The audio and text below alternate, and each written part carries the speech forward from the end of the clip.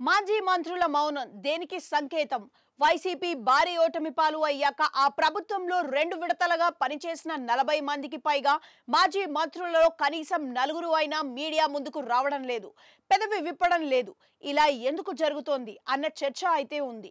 ఉత్తరాంధ్రలో తీసుకుంటే గుడివాడ అమర్నాథ్ మాత్రమే పెదవి విప్పుతున్నారు. ఇక 1-2 సందర్భాల్లో ధర్మాన కృష్ణదాస్, బొత్స సత్యనారాయణ, సీదరి అప్పల్రాజు రియాక్ట్ అయిన ప్రతి ఇష్యూ మీద మాట్లాడుతున్నది గుడివాడనే అని అంటున్నారు.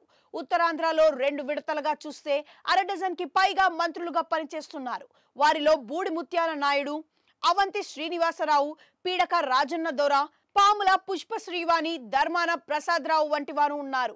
వీరంతా ఫుల్ సైలెంట్ గానే ఉన్నారు.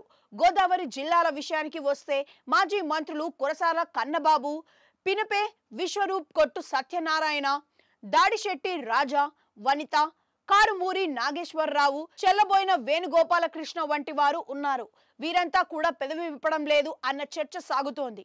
ఇందులో కొందరు అయితే ఫైర్ బ్రాండ్స్ గా కూడా ఉన్నారు. అలాగే గుంటూరు జిల్లాలో విడుదల రజని, అంబటి రాంబాబు, మోపిదేవి వెంకటరమణ, నాగార్జున వంటి వారు ఉన్నారు. వీరిలో అంబటి రాంబాబు మీడియా ముందుకు వచ్చి మాట్లాడుతున్నారు. కృష్ణా జిల్లాలో చూస్తే పేర్ని నాని, కోడాలి నాని, జోగి రమేష్ ఉన్నారు. ఇందులో పేర్ని నాని అప్పుడప్పుడు కనిపిస్తున్నారు.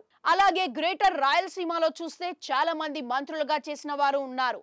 అదిమూలం సురేష్, బాలినేని శ్రీనివాసరెడ్డి, అనిల్ కుమార్ యాదవ్, కాకాని గోవర్ధన్ రెడ్డి వంటి వారు ఉంటే కాకాని మాత్రమే మాట్లాడుతున్నారు. ఇక పెద్దిరెడ్డి రామచంద్రారెడ్డి మళ్ళీ ఎమ్మెల్యేగా గెలిచారు. కానీ ఆయన ఎప్పుడూ మీడియా ముందుకి పెద్దగా వచ్చిన దాఖలాలు లేవు. అయితే మీడియా ముందుకు ఎప్పుడు వచ్చే ఆర్కే రోజా, నారాయణ స్వామి లాంటి వారు అయితే ఇప్పుడు మౌనమే ఓ భాష అంటున్నారు.